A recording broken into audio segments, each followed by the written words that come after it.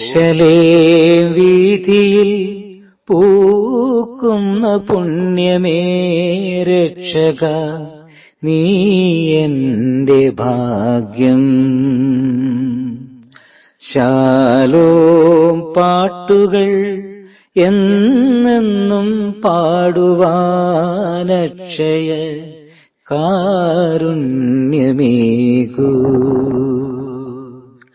അലിവഴും നിൻ ഹൃത്തിലെ ഒലിവുശാലയിൽ പാർക്കുവാൻ ചെറുകുരുകിൽ പക്ഷിയായി ഞാൻ കാത്തു നിൽക്കയായി പ്രപഞ്ചനാഥ.